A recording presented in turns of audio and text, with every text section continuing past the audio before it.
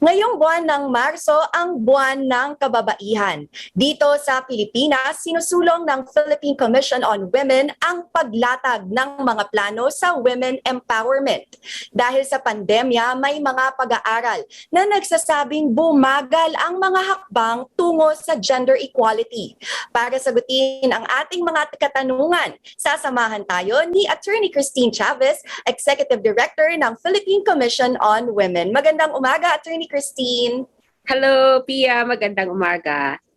Attorney Kristine, of course, we just came from the pandemic and isa ito sa mga lumabas na sa pag-aaral na nakita din namin na sinabi din ng Philippine Commission on Women. Paano po ba nakaapekto ang pandemya sa pagsulong ng women empowerment? We found it a bit difficult, no, because one of the things that we do is that we give technical assistance sa ating mga government agencies because we want our government agencies to be gender responsive sa kanilang mga programa at kanilang polisiya. So before the pandemic, we used to go around the country to train and capacitate our government agencies. But because of the pandemic, and at that time, hindi pa kami marunong mag-Zoom. So in the first few months, it was really a challenge on how we can do our duty to capacitate like the agencies. But in due time, we learned how to maneuver yung ating Zoom. So nakapag-ano naman kami, capacitate sa ating mga government agencies. Ano po ba yung mga main problems na nakikita natin, lalo na sa kababaihan, pagdating po sa government sector, na kailangan po nating ipa-improve at yun po yung mga sinusulong ng PCW?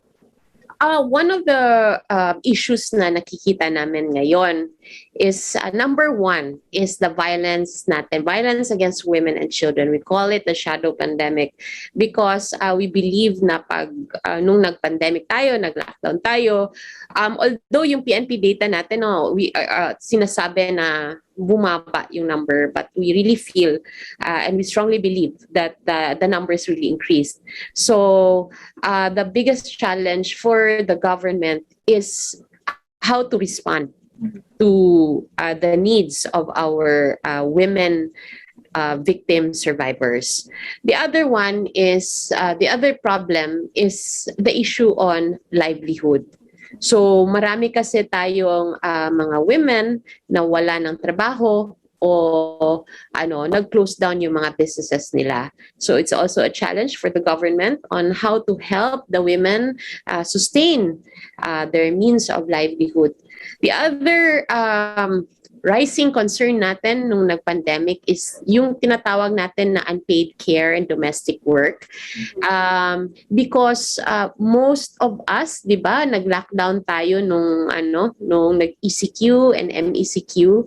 So instead of our children going to school and partly taken care of by the instructors in the school, they were with our women at home. So yung ating women, nagdodoble na yung kanyang job during the day. May work pa siya kasi nag-work from home tayong lahat. But at the same time, she was also busy taking care of the family members. So these are the top problems that we were facing during the pandemic. Very pressing issues, Attorney Kristine. And ngayon na nag-umpisa ng lumuwag ang mga restriction, I just wanted to ask, kasi yung violence against women, one of the first things that you mentioned, during the pandemic, sigurado ako, nahirapan ng mga babaeng humingi ng tulong. Pero ngayong pabukas na yung mga borders natin, ay pabukas na rin yung communication, meron po bang paraan para mas madalian din ang mga kababaihan na gustong humingi ng tulong? Or is it still persistent na nandun pa sila sa mindset na nakakulong sa bahay at kailangan tumahimik lang muna sila? I'm glad to share that I'm sure everyone is already aware that we have the 911 Commission. And a few months ago, we had the PCW entered into a memorandum of agreement with the 911 Commission wherein violence against women and children took priority as one of the emergency concerns that the 911 Commission will take care of. In fact, there was also capacity building para sa responders ng 911 para they would know kung paano mag-respond pag may mga VAUSI victims na tumatawag sa kanila. As of now, then we are going around the LGUs identified as having one of the highest numbers of VAUSI cases, and we try to capacitate yung kanila mga barangay officials on how to respond and handle itong mga VAUSI. Currently also, we are working with the Commission on Human Rights and the Integrated Bar of the Philippines. The purpose nga bakit kami nag-collaborate itong tatlong institutions is that we want to, one of the problems kasi nakita namin sa ating mga VAUSI cases is that our victims do not have access to legal service. Mhm. So to fill that gap, we partnered with these institutions para mabigyan ng we have more legal aid available to provide sa ating mga VAUSI victims. But I believe, ma'am, the first step would also be the women actually acknowledging kung ano po yung nangyari sa kanila. Madami po akong nababasa ng mga pag-aaral na lalo na kapag mag-asawa or magkasama kayo sa bahay, hindi nila nare-recognize yung nangyayari sa kanila. Ano pong pwede nyo mabigay na payo sa mga nanonood sa atin na baka hindi sila sigurado kung paano nga ba, how could they go about asking for help, and how could they recognize if violence is actually happening in their homes? Well, for them to recognize or to know about their rights, no, we have a PCW. It's all over the internet, but we in PCW, we have a digital library. So I invite everyone to go through our website. We have a rich there's a rich source there of what your rights are as a woman or as a girl child. So if you find yourself also na victim ka ng VAUSI and you do not know where to go, available naman po ang PCW anytime. You could just contact us, email, phone call, or you can drop by the office and we will tell you and we will help you kung sa mga next steps mo. Very important information for all the women and also the children to know. Another thing na binanggit niyo po, Attorney Kristine, is for the livelihood. Alam po natin, madami sa atin mga nahirapan talaga pagdating sa trabaho noong pandemya. Ano po ba yung mga programang naisulong ng PCW with regards to this? Just a clarification, no? Yes. PCW kasi, so we are not an implementing agency. We're more on policy making. Okay. So yeah, so we do not have direct programs for the women, but we do work with other agencies who have direct programs for our women. So examples are the Department of Agriculture, the Department of Trade and Industry. Actually, silang dalawa. These are the primary agencies who has the capacity and the resources to fill the gap on the issue of livelihood. These two naman are part of our PCW board. So if may issues tayo on livelihood, PCW can easily bring these matters to these agencies because again they are sitting members of the PCW board. And then the last thing also that you mentioned, Attorney, is yung ngayong struggle ng mga kababaihan na yung transition din kasi kahit na yung mga babae bumabalik na sa trabaho, madami sa mga bata naka-online class pa rin. Ano po bang mga polisiya ang ating mga nakahanda para dyan? Or meron po ba tayong mga pwedeng ibigay na recommendations para sa mga babaeng? Yan po yung struggle ngayong nagbubukas na pagkatapos po ng pandemya. So this is what we are really strongly, one of our strong namin na ina-advocate ngayon. This is the recognition and the redistribution of unpaid care and domestic work. So we try to encourage our men to recognize that there's such a thing, and that we also encourage our men to help with the unpaid care and domestic work. So what I'm trying to say is that if the women are required to report already on site, but then the children are still off site, we are encouraging the men kung pwede maghati-hati sila with their wives para one of them, either of them can take turns, no, in doing the on-site as already mandated by most institutions. I think very important work na talagang makaka-benefit hindi lang sa kababaihan but like you mentioned sa kalalakihan din kasi napakalaga syempre sa tahanan it has to be equal kung ano man yung kailangan na ginagawa ng nanay, equal din ang ginagawa ng tatay. With that, Attorney, I wanna ask, ano po ba yung mga kasalukuyang batas na isinusulong o sinusuportahan ng Philippine Commission on Women para sa mga kababaihan? I'd like to share, yung may dalawa kasing, we have a lot of laws, no, na nilalabi natin. But I want to share na I am very happy because we were successful for this 18th Congress in the passage of the amendment of the rape law. Kasi before, nung ating rape law before, tinatawag lang siya na statutory rape if the victim is 12 years old and below. But then, data show that marami tayong mga girls or boys over the age of 13 who are still victims of rape. Pero hindi siya tinatawag na statutory rape under the law. And then, based sa mga laws ng ating neighboring Asian countries, it's the Philippines who has one of the lowest age in determining statutory rape. So we are very happy that nung March 4, PRRD signed into law the amendment of our anti-rape law, increasing the age of determining statutory rape from 12 to 16. One of the laws that PCW was supporting was the law prohibiting child marriage. So a few months ago, this was also signed into law. So now, regardless of what culture you belong to, child marriage is prohibited. And it's criminalized under the law. Very significant din po yung mga naisabatas na yan.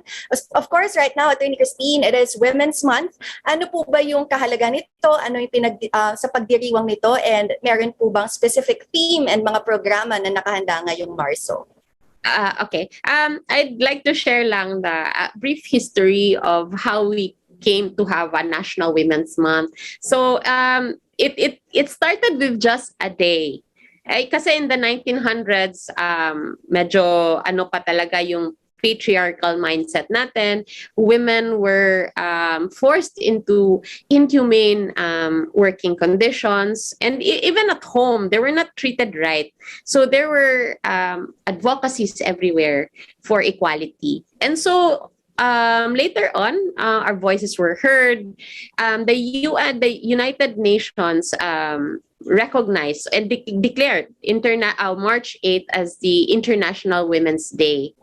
There was a proclamation issued by our president at that time, declaring the March as the Women's Role in History Month.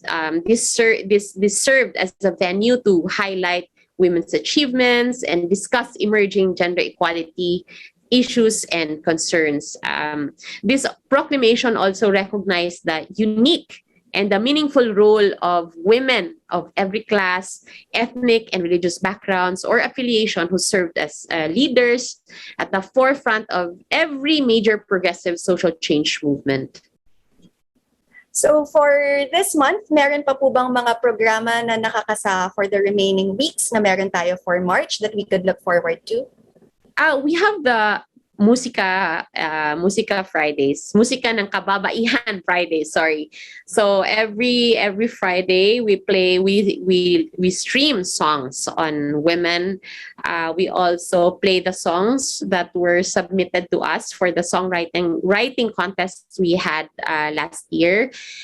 We also have this Pulso ng Kababaihan. This is actually a nationwide poll which is open from March 8 to March 25.